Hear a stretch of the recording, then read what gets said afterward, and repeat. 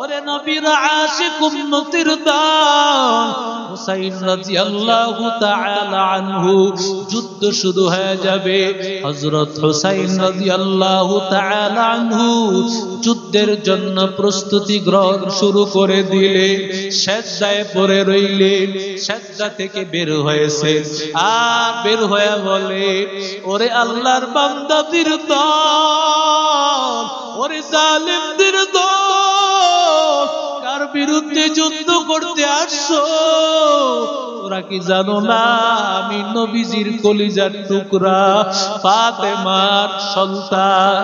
তোরা কি জানো না আমার শরীরের মধ্যে নবীর রক্ত ঝরাইবি? তোদের কি সাহস? তোরা কি আমার শরীর থেকে রক্ত ঝরাইবি? ও আল্লাহর বান্দাদের দল, ওরে নবীর আশিক উম্মতের দল যখন বের হইতেছে, এমন সময় ঘর থেকে দেখেন কান্নার আওয়াজ পাওয়া যায়। এমন সময় বিবি ডাক দিয়া বলে, ও স্বামী, তোমার এই সন্তানটারে নিয়ে যাও, তোমার সন্তানটা নিয়ে যাও। ছোট্ট বাচ্চা আলী আসগর নাম, এই সন্তানটারে নিয়ে যাও। সন্তানটা ক্ষুধার তাড়নায় কান্না করতেছে, ছটফট করতেছে, একটু পানি পান করবে তাও নাই। আমি বিবির বুকে আর কোন দুধ নাই, তৃষ্ণায় কাতর হয়ে মারা যাইবে। ওদিক দিয়া ফুরাত নদীর পানি তো বন্ধ করে দিয়েছে, ফুরাত নদীর পানিও আসে না, ফুরাত নদীর পানিও আসে না। এমন সময় এই বাচ্চাটাকে নিয়ে হযরত হুসাইন ডাক দিয়া বলতেছে, ও বেঈমানের দল, তোদের সাথে আমাদের শত্রুতা, ছোট্ট বাচ্চাটার সাথে তো কোনো শত্রুতা নাই। এই বাচ্চাটা জানো নবীর কলিজার টুকরা ফাতেমার সন্তানের সন্তান, ওর তো কোনো দোষ নাই, একটু পানি দাও। কারণ ফুরাত নদীর পানি তো কুকুরে খায়, পশুতে পান করে, ওই ফুরাত নদীর পানি আমার এই মাসুম বাচ্চাটাকে পাবে না। ও আল্লাহর বান্দাদের দল, এমন সময় ওরা মনে করেছে, হুসাইন মনে করেছে ওদের বুঝি একটু মনটা নরম হয়েছে। এই কথা মনে করিয়া হুসাইন বাচ্চাটাকে নিয়ে যখন সামনে যাইতেছে, এমন সময় ফুরাত নদীর কাছাকাছি, এমন সময় সীমার বেঈমান একটা বিষাক্ত তীর নিয়া নিক্ষেপ করলো। ওই তীরটা এই বাচ্চাটার আলী আসগর নামক বাচ্চাটার বুক দিয়া ঢুকিয়া ছিদ্র হয়ে অন্য দিক দিয়া বের হয়ে গেল, আর রক্ত বের হইতেছে, পিঠে দিয়া রক্ত বের হয়। রক্তগুলো হাতে নিয়া হযরত হুসাইন চেহারার মধ্যে লাগায় আর আল্লাহর কাছে আসমানে তুলে ধরে বলে, আল্লাহ,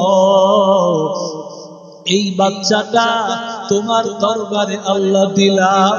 ও দয়ার মালিক, তোমার হুসাইনের সন্তানের রক্তের মূল্য সালেহ আলাইহিস সালামের উটনির চাইতে আর অনেক দামি, সালেহ নবীর উটনির চাইতে আর অনেক দাম। ওরে আল্লাহ তাআলা, এই রক্তটা তোমার কাছে দিলাম, এই রক্তের আল্লাহ তুমি মূল্যায়ন করিও, এই রক্তের বিচার আল্লাহ তোমার হাতে দিয়ে দিলাম। ওরে আল্লাহর বান্দাদের দল, এক পর্যায়ে হযরত হুসাইন রাদিয়াল্লাহু তাআলা আনহু, ও আল্লাহর বান্দারা, যুদ্ধ যখন শুরু হয়ে গেছে, যুদ্ধের এক পর্যায়ে মানুষেরা, সব মানুষগুলো একে একে মারা যাইতেছে। এক পর্যায়ে আল্লাহর বান্দা হযরত হুসাইন রাদিয়াল্লাহু তাআলা আনহু শহীদ হয়ে গেল, টুকরা টুকরা করে দেওয়া হলো। কিন্তু আল্লাহ তাআলা হযরত হুসাইন ইন্তেকাল করেছেন, শহীদ হয়ে গেছে। আল্লাহ আল্লাহ বলেন হুসাইনের শহীদের বিনিময় আমি আল্লাহ ইসলামকে জিন্দা করে দিয়েছি। হুসাইন শহীদ হয়ে গেছেন, বাতিলের সামনে মাথা নত করেন নাই, কোরআনকে প্রতিষ্ঠা করার জন্য, ইসলামকে প্রতিষ্ঠা করার জন্য। আল্লাহর নবী হযরত আব্বাসকে স্বপ্নে দেখায়। আব্বাস রাদিয়াল্লাহু তাআলা আনহু বলেন, নবীর স্বপ্ন দেখেছি। স্বপ্ন দেখার পরে আমি বলি ও নবী, কতদিন পরে আপনারে দেখেছি, সুতরাং মন ভরে দেখেনি। নবী বলেন, আব্বাস এখন সময় নাই, কারণ কারবালার প্রান্তরে আমার হুসাইন শহীদ হয়ে গেছে। আমি সেই রক্তগুলো নিব আর আমি আল্লাহর কাছে হাসরের ময়দানে দেখাইব, আল্লাহ আমার হুসাইনের কি দোষ, আমার হুসাইনের কেন কারবালার প্রান্তরে তার রক্ত ঝরাইলো। ইয়া আইয়ুহাল্লাযীনা আমানু আতিউল্লাহা ওয়া আতিউর রাসূল ওয়া লা তুবতিলু আ'মালাকুম। আল্লাহর বান্দারা, এজন্য আল্লাহর অনুসরণ, নবীর অনুসরণ। বান্দা, আমলকে নষ্ট করা যাবে না, সবকিছু করতে হবে আল্লাহর মহব্বতে, নবীর ভালোবাসায়। আল্লাহর হুকুমের বাইরে কোনো কিছু করা যাবে না। মুহররম আর আশুরাকে পুঁজি করিয়া কোন ধরনের অন্যায় কাজ করা যাবে না, অন্যায় কাজ করা যাবে না। হযরত হাসান ক্ষমতার লোভ করেন নাই, কিন্তু 6 মাস পরে চাইলেন কেন? কারণ যেই ছেলেটা এর পরে আছে এই ছেলেটা খারাপ। ছেড়ে দিয়েছেন কেন? গোটা পৃথিবীর মানুষকে দেখায় দিয়েছেন ক্ষমতার মসনদে সারা জীবন বসা যায় না। বসতে পারে নাই ফেরাউন, বসতে পারে নাই নমরুদ, বসতে পারে নাই কারুন, গোটা পৃথিবীর কোন স্বৈরাচার বসতে পারে নাই। স্বৈরাচার বাংলাদেশেও বসতে পারে নাই। আগামীর বাংলাদেশে কোন স্বৈরাচার এদের শাসন করার স্বপ্ন দেখলে সেই স্বপ্ন দুলিশ্বাস করে দেওয়া হবে। সেই স্বপ্ন তোমাদের স্বপ্নই থাকবে। হুসাইন ইন্তেকাল করেছেন, হুসাইনের আদর্শের সন্তান পৃথিবীতে আছে না? কারবালা হয়েছে দেশের মধ্যে ইসলামকে টিকায় রাখার জন্য। ইসলাম জিন্দা होती है हर करबला की बात, ইসলাম জিন্দা होती है हर करबला की बात। প্রত্যেকটা ইসলামের পিছনে গোড়ার মধ্যে রক্ত আছে, ঠিক কি না? জোরে বলে। রক্ত ছাড়া ইসলামী পর্যন্ত আসে নাই। মিষ্টি খাওয়ার সুন্নত এটা বুঝলা ভালো, কিন্তু মায়ের খাওয়ার সুন্নত তো মানতে রাজি না, ঠিক কি না? জোরে বলে। মায়ের খাওয়া সুন্নত, এটার পক্ষে রাজি নাই। কয় মিছিলে যায় কে? মিছিল যাওয়া কি? মিছিলে যাইছো কে? এই জন্যই তো মায়ের খাইছো। এই মিষ্টি খাওয়ার সুন্নতের লোক যদি সব হইতো, এদেশকে ধ্বংস করে দিতেন আল্লাহ, ঠিক কিনা? জোরে বলে। শুধু মিষ্টি খাওয়ার নাম, শুধুমাত্র মিষ্টি খাওয়ার নাম ইসলাম নয়। ইসলাম হলো আল্লাহ তাআলাকে মানার নাম। আল্লাহকে মানতে হলে জীবনের শেষ বিন্দু রক্ত দিতে হলেও ইসলামকে জিন্দা রাখবে। কথা বলেন ঠিক না বেঠিক? হযরত হাসান রাদিয়াল্লাহু তাআলা আনহুকে এক পর্যায়ে ইয়াজিদ যখন ক্ষমতায় আসছে, ইয়াজিদ ক্ষমতা এখনো আসে নাই, মুয়াবিয়া ক্ষমতায় আছে। মুয়াবিয়ার সন্তান ইয়াজিদ, সে চিন্তা করছে বাবার ইন্তেকালের পর সবচেয়ে বাধা হলো হযরত হাসান, সুতরাং তাকে শেষ করে দেওয়া হোক। এই শেষ করে দেওয়ার জন্য সে অনেক ষড়যন্ত্র করছে। পরপর 2 বার বিষ পান করাইছে, কিন্তু মরে নাই। এক পর্যায়ে হযরত হাসানের স্ত্রী, তার সাথে মাইমুনা নামে একজন বাদী, তার সাথে মহব্বতের সম্পর্ক গড়ায় দিছে এমন ভাবে যে একই থালে এই মাইমুনা নামক বাদী সেও ভাত খায়, হযরত হাসানের স্ত্রীও ভাত খায়, একসাথেই চলাফেরা, সবকিছু একসাথে। একদিন হযরত হাসান পানি পান করতে চাইলেন। এমন সময় মাইমুনা ডাক দিয়া বলে, ও স্ত্রী, হযরত হাসান চেয়েছেন, পানি চেয়েছেন, পানি দিতে হবে বলে তুমি পানি দিয়ে দাও। পানি দেওয়ার সময় আল্লাহর বান্দা পানির সাথে বিষ পান করায় দিয়েছে। এই বিষ পান করার সাথে সাথে হযরত হাসান রাদিয়াল্লাহু তাআলা কঠিন হালাত রে ভাই, কারণ বিষটা বড় মারাত্মক একটা বিষ ছিল। হযরত হাসানের অবস্থা বড় খারাপ। দৌড়াইয়া হযরত হুসাইন রাদিয়াল্লাহু তাআলা আনহু চলে আসে, আর তাকাইয়া দেখতেছে ভাইজানের অবস্থা বড় খারাপ হয়ে আছে। ডাক দিয়া বলে, রে ভাইজান, আমাকে বলেন না ভাইজান, কি আপনার এমন অবস্থা করেছেন? হযরত হাসান বলেন, আমি যদি কারো নাম বলি, যদি সে না হয়ে থাকে আমিও হব জালেম, তুমি হইবা হত্যাকারী। আর যদি সে হয়েই থাকে তাহলে আমরা যদিও তাকে মারতে পারবো না, একজন দেখনেওয়ালা আল্লাহ আছে না নাই? সুতরাং আমি জালেম হতে চাই না, তোমাকেও হত্যাকারী বানাইতে চাই না। হাসান সবাইকে শিখাই দিয়া গেলেন, অন্যায় ভাবে ধারণার উপর কারো উপর অন্যায় ভাবে জুলুম করা ঠিক হবে না। 17 বছরের দিকে দেখাইয়া দেখ, কত আলেম উলামাকে মিথ্যা মামলায় দিয়া বছরের পর বছর জেলখানায় নিয়ে রেখে দিয়েছে। সন্তান স্ত্রীর সাথে কোনো কথাবার্তা নাই। ও আল্লাহর বান্দাদের দল, কোন ধরনের কোন দলিল নাই, প্রমাণ নাই। দলিল প্রমাণ ছাড়া মানুষকে অন্যায় ভাবে জেলখানায় ভরে দিয়েছে, ঠিক কিনা? জুলুম আর অন্যায়ের রাজত্ব চলবে না। ও যুবক, হুসাইন রাদিয়াল্লাহু তাআলা তাকায় দেখেন হাসানের অবস্থাটা বড় খারাপ।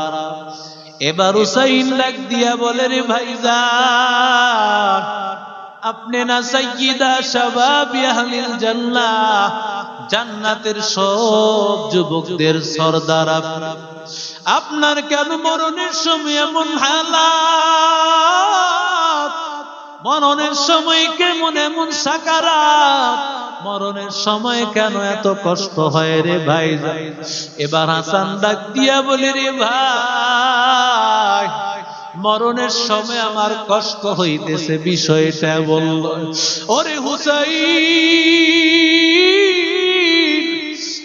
আমি তাকাইয়া দেখতেছি আমার নানা আমার সামনে হাজির, ডান পাশে আবু বকর, বাম পাশে ওমর। আমার নানা ভাই একটা পেয়ালার মধ্যে পানি নিয়ে রাখছে, আর বলতেছে হাসান আয়। আর আমার নানা ভাইয়া বলতেছে, কারবালার প্রান্তরে আমার হুসাইন চলে যাবে, তুই তো থাকতে পারবি না। আমি কান্না করতেছি এই জন্য, কারবালার প্রান্তরে হুসাইন, তুই কারবালায় শহীদ হবি, আমি ভাই হইয়া তোরে সাহায্য করতে পারবো না। আজকে আমি আল্লাহর ডাকে সাড়া দিয়ে চলে যাব। ও আল্লাহর বান্দাদের দল, হাসান রাদিয়াল্লাহু তাআলা আনহু চলে গেলেন। হযরত মুআবিয়ার ইন্তেকালের পরে ওদিক দিয়া যখন হযরত ইয়াজিদ যখন ক্ষমতায় বসে গেল, ক্ষমতায় বসে যাওয়ার পরে ইয়াজিদ বলতেছে, আমার কাছে বায়াত গ্রহণ কর। একদল বলে, ও হুসাইন, তুমি কেন ইয়াজিদের কাছে বায়াত গ্রহণ করবা? কারণ আমরা তোমাকে মানতে চাই, তোমাকেই আমরা মেনে রাজ্য ক্ষমতায় বসাইতে চাই। এক শ্রেণীর লোককে পাঠাইয়া দিল, হুসাইনের কাছে যাও, হুসাইনকে গিয়া বলো সে যেন আমার কাছে বায়াত গ্রহণ করে। কিন্তু হুসাইন তো বায়াত গ্রহণ করবেন না। হুসাইন চিন্তা করলেন, কিছুতেই আমি এখানে থাকতে পারবো না, আমারে এখান থেকে চলে যাওয়া লাগবে। চলে যাওয়ার আগে রওজা মুবারকের সামনে হাজির, রওজার সামনে দাঁড়াইয়া চোখের পানি ফালাইয়া হুসাইন বলে, ও নানা জান, আপনি যেই মক্কা থেকে আশ্রয় গ্রহণ করার জন্য মদিনায় আসছেন, ওই মদিনায় আমি থাকতে পারি নাই গো নানা। আজকে মদিনা ছেড়ে চলে যাওয়া লাগতেছে নানা ভাই, ও নানা ভাই, কারণ মক্কায় সেখানে আমার কিছু লোক আছে, ওখানে কি আমি থাকলে হয়তো ভালো হবে। নবীজির কাছে শেষ বিদায় নিয়া হযরত হুসাইন রাদিয়াল্লাহু তাআলা আনহু রওনা করলেন। মক্কায় যাওয়ার পর মক্কার লোকেরা সবাই হযরত হুসাইনের কাছে বায়াত গ্রহণ করেছে। ওদিক দিয়া ইরাকের শহর কুফা নগরী, সেখান থেকে বারবার চিঠি আসতেছে, একটা নয় দুইটা নয়, 360টার মতো চিঠি আসছে। ও হুসাইন, কুফা নগরীতে চলে আসো হুসাইন, আমরা কুফাবাসীরা সবাই তোমার কাছে বায়াত গ্রহণ করব। এবার হুসাইন চিন্তা করলেন, মক্কার লোকেরা সবাই তো আমার হাতে বায়াত গ্রহণ করলো, যদি ওদিক দিয়া কুফা নগরের মানুষগুলো বায়াত গ্রহণ করে তাহলে এটা তো ভালোই হয়। কিন্তু বড় বড় সাহাবী হযরত আব্দুল্লাহ ইবনে জুবাইর, আব্দুল্লাহ ইবনে আমর, আব্দুল্লাহ ইবনে আব্বাস, ওরা বলেন, ও হুসাইন, না না, কুফার মানুষেরা ভালো না, ওরা বড় গাদ্দার, ওরা তোমার বাবাকে শহীদ করে দিয়েছে, সুতরাং কুফা নগরীতে যাইও না। এই কথা বলার পর হুসাইন চিন্তা করলেন, তাহলে আমি একজন প্রতিনিধি পাঠাই, মুসলিম ইবনে আকিল চাচাতো ভাইকে পাঠায় দিই। চাচাতো ভাই যাওয়ার উপর ওই সময় অবস্থা ছিল ভালো, সেখানে যাওয়ার পরে প্রথম দিনে 12,000 মানুষ তার হাতে বায়াত গ্রহণ করেছে। কয়েক দিনের মধ্যে 18,000 চিঠি পাঠাইয়ে দিল হুসাইন। চিঠি পাওয়ার পর সাথে সাথে তুমি কুফায় চলে আসবা, কারণ এদিকের অবস্থা ভালো, তুমি আসলে সবাই তোমার হাতে বায়াত গ্রহণ করবে। কিন্তু চিঠি পাঠায় দিছে, আস্তে আস্তে সময় কয়েকদিন লেগে গেছে, ওদিক দিয়ে অবস্থা আবার পরিবর্তন হয়ে গেছে। ওই যখন হযরত মুসলিম ইবনে আকিলকে পাঠায় দিয়েছে, ওদিক দিয়ে আল্লাহর বান্দা আব্দুল্লাহ ইবনে জিয়াদ সে আসিয়া আল্লাহর বান্দা মুসলিম ইবনে আকিলের গর্দান আলাদা করে দিল, তার 2টা বাচ্চাকেও শহীদ করে দিল। এই খবর তো হুসাইনের নাই। হুসাইন তো চিন্তা করলেন, যেহেতু চিঠি পাইছে অবস্থা তো ভালো, এখনকার মোবাইল ফোনের ব্যবস্থা ছিল না, একটা চিঠি আসতে 10-12 দিন লেগে যাইতো। 10-12 দিনে অবস্থা তো খারাপ হয়ে গেছে। হুসাইন তো মনে করতেছেন ভালো। হুসাইন এই চিন্তা করে হুসাইন রাদিয়াল্লাহু তাআলা রওনা করছেন, যাবেন। সাহাবীরা আবার বুঝাইতেছেন, ও হুসাইন, যায়েন না, আপনি আপনার পায়ে ধরি, আপনি যায়েন না। হুসাইন রাদিয়াল্লাহু তাআলা শুনতে নারাজ। তিনি বলেন, আল্লাহ তাআলার মহব্বতে মানুষেরা দ্বীনের উপর আসবে, তোমরা বাধা দিচ্ছ কেন? আমি গেলে তো ভালোই হবে। যতবার বোঝায় কোনোভাবেই মানতে রাজি না। হযরত হুসাইন রাদিয়াল্লাহু তাআলা 82 জন মানুষ, 72 জন যুদ্ধ করতে পারে এমন যাদের ক্ষমতা ভালো আছে, আর 10 জন এমন যাদের মধ্যে মহিলা আছে, বৃদ্ধা আছে, বৃদ্ধ আছে, ছোট বাচ্চা আছে, এমন 10 জন, এমন 82 জন নিয়ে রওনা করছেন।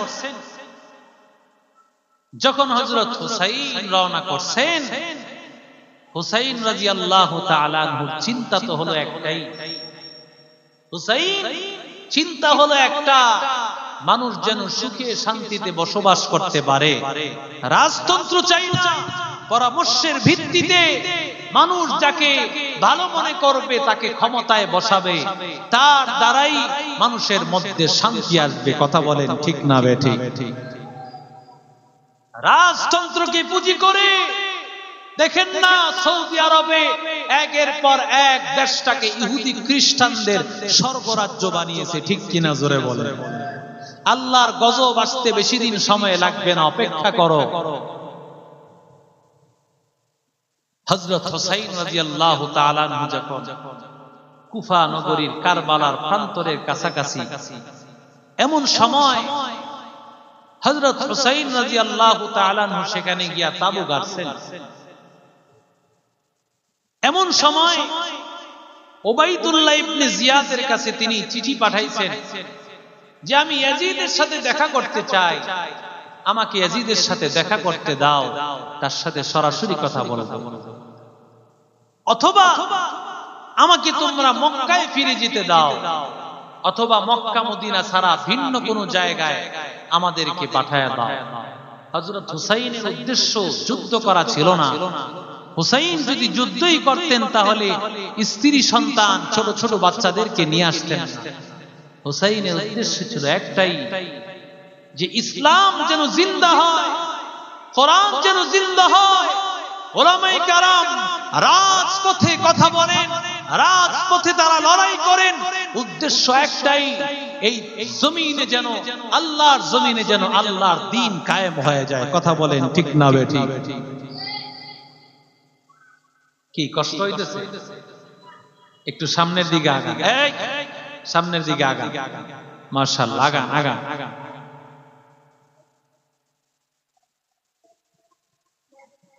কোন হুসাইনের আলোচনা চলতেছে? যেই হুসাইনের কারণে আজকে আমরা এই পর্যন্ত আছি, ঠিক কিনা জোরে বলে। হুসাইনের কারবালার প্রান্তরের ইতিহাস, হযরত হুসাইন রাদিয়াল্লাহু তাআলা আনহু কারবালার প্রান্তরে হুসাইন বললেন, আমাকে এই তিন শর্তের একটা শর্ত, তিন সিদ্ধান্তের একটা সিদ্ধান্ত দাও। উবাইদুল্লাহ ইবনে জিয়াদ সেও চেয়েছে যে একটা মিটমাট হয়ে যাক, আমরা যুদ্ধ চাই না, যুদ্ধের পরিবর্তে যেন মিটমাট হয়ে যায়, এটাই ভালো। সীমার গেছে বলল, যাও গিয়া তাকে ইয়াজিদের সাথে দেখা করতে দাও। কিন্তু সীমার কি করছে, সে চিঠির ভাষা পাল্টায়া দিছে, ভাষা পাল্টায়া দিয়া চিঠির মধ্যে লিখে দিছে যুদ্ধ হবে, কোন ধরনের ছাড় নাই। চিঠির ভাষা পাল্টায়া দিছে, পাল্টায়া এবার সীমার যখন নিয়া হুর ওই সময় সেনা প্রধান ছিলেন, সেনা প্রধান ছিলেন হুর, তার কাছে নিয়ে চিঠি দিছে। এরা হলো হযরত হুসাইনের বিপরীতের যে দল, এই দলের লিডার ছিলেন, সেনাপতি ছিলেন হুর, তার অধীনে ছিল ৬০০০ লোক। কয় হাজার লোক? ৬০০০ লোকের সেনাপতির প্রধান দায়িত্বে ছিলেন। হযরত হুরকে যখন এই কথা বলা হলো যে যুদ্ধ করা হবে, তুমি তার বিরুদ্ধে যুদ্ধ করার জন্য প্রস্তুতি গ্রহণ করো। মুসলমান ইমানদার আল্লাহর গোলাম দিলের কানটা লাগাইয়া শুনো রে যুবক। হুর এই কথা শোনার পর হুর এবার চোখের পানি বালায় বলে, ও সীমা, না না, আমার দ্বারা কোনদিন এটা সম্ভব হবে না, কারণ তুমি জানো আমি নবীর নাতি হযরত হুসাইন, এই হুসাইন রাদিয়াল্লাহু তাআলা আনহুর এই ঠোঁট মুবারকে কত হাজার বার চুমু খেতে আমি দেখেছি। হযরত হুসাইন পুরা শরীরের মধ্যে কতবার আমার নবী চুমু খেয়েছেন তার কোনো হিসাব নাই। নবী এত ভালোবাসতেন হযরত হুসাইন, ওই হুসাইনকে আমি কিভাবে আঘাত করব, আমার দ্বারা কোনদিন সম্ভব হবে। এবার হুর সাথে সাথে হুর গিয়া হযরত হুসাইনের দরবারে গিয়া দলে গিয়া শরীক হয়ে গেল। এবার ৬০০০ মানুষের দায়িত্ব নিয়ে নিলেন সীমার। সীমার এবার দায়িত্ব নিয়ে নিলেন। সীমার এবার দায়িত্ব নিয়ে বলে, ও হুসাইন তাড়াতাড়ি আয়, যুদ্ধের জন্য প্রস্তুতি গ্রহণ করো। হুসাইন ডাক দিয়া বলে, তোমরা কি চাও বলো। এবার সীমার ডাক দিয়া বলে, রে হুসাইন, ও হুসাইন তোর গর্দান চাই, তোর গর্দান চাই, তোর গর্দান আলাদা করে দিবে। এই বাচ্চারা,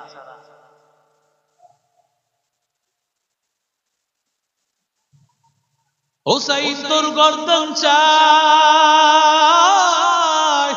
বলে আমার সাথে কি শত্রুতা? বলে তোমার গর্দান আলাদা করে দিব, যুদ্ধ হবে।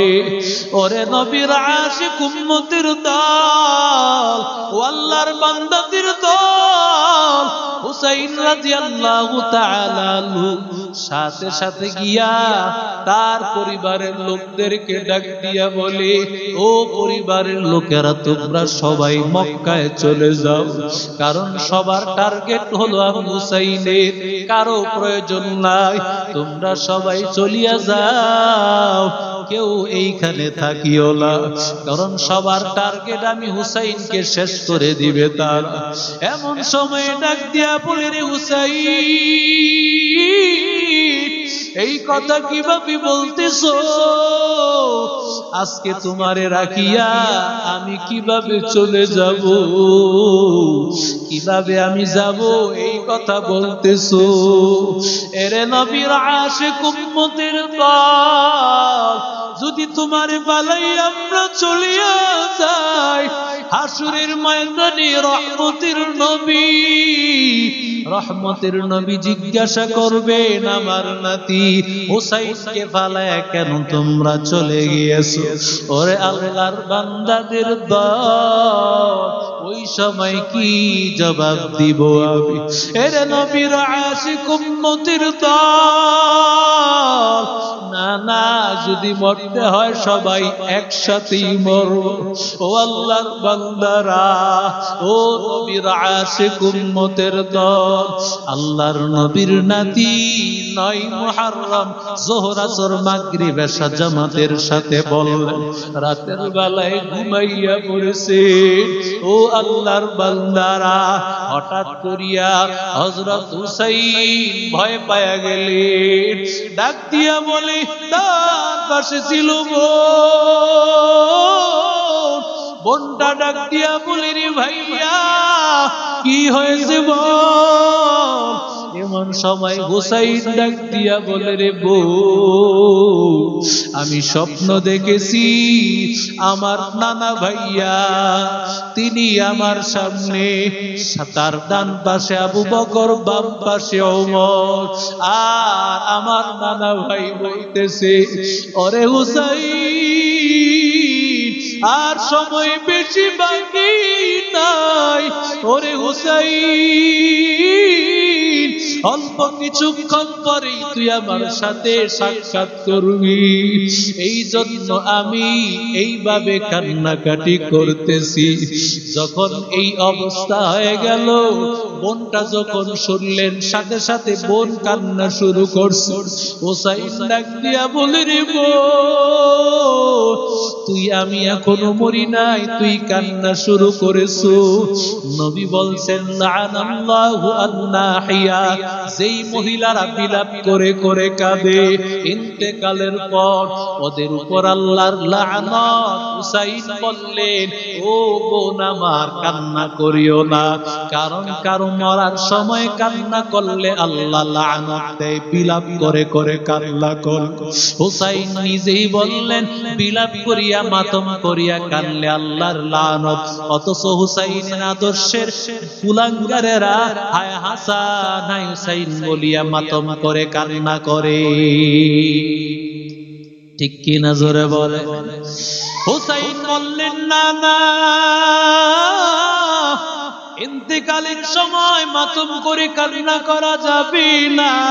ও যুবক, ও ওরে নবীর আশিক উম্মতের দল হুসাইন রাদিয়াল্লাহু তাআলা আনহু যুদ্ধ শুরু হয়ে যাবে হযরত হুসাইন রাদিয়াল্লাহু তাআলা আনহু যুদ্ধের জন্য প্রস্তুতি গ্রহণ শুরু করে দিলে সিজদায় পড়ে রইলেন সিজদা থেকে বের হয়েছে আর বের হয়ে বলে ওরে আল্লাহর বান্দাদের দল ওরে জালিমদের দল কার বিরুদ্ধে যুদ্ধ করতে আসছো তোরা কি জানো না আমি নবীজির কলিজার টুকরা ফাতেমার সন্তান তোরা কি জানো না আমার শরীরের মধ্যে নবীর রক্ত ঝরাইবি তোদের কি সাহস তোরা কি আমার শরীর থেকে রক্ত ঝরাইবি ও আল্লাহর বান্দাদের দল ওরে নবীর আশিক উম্মতের দল যখন বের হইতেছে এমন সময় ঘর থেকে দেখেন কান্নার আওয়াজ পাওয়া যায় এমন সময় বিবি ডাক দিয়া বলে নো স্বামী তোমার এই সন্তানটারে নিয়ে যাও তোমার সন্তানটা নিয়ে যাও ছোট্ট বাচ্চা আলী আসগর নাম এই সন্তানটারে নিয়ে যাও সন্তানটা ক্ষুধার তাড়নায় কান্না করতেছে ছটফট করতেছে একটু পানি পান করবে তাও নাই আমি বিবির বুকে আর কোনো দুধ নাই তৃষ্ণায় কাতর হয়ে মারা যাইবে ওদিক দিয়া ফুরাত নদীর পানি তো বন্ধ করে দিয়েছে ফুরাত নদীর পানিও আসে না ফুরাত নদীর পানিও আসে না এমন সময় এই বাচ্চাটাকে নিয়ে হযরত হুসাইন ডাক দিয়া বলতেছে ও বেঈমানের দল তোদের সাথে আমাদের শত্রুতা ছোট্ট বাচ্চাটার সাথে তো কোনো শত্রুতা নাই এই বাচ্চাটা জানো নবীর কলিজার টুকরা ফাতেমার সন্তানের সন্তান ওর তো কোনো দোষ নাই একটু পানি দাও কারণ ফুরাত নদীর পানি তো কুকুরে খায় পশুতে পান করে ওই ফুরাত নদীর পানি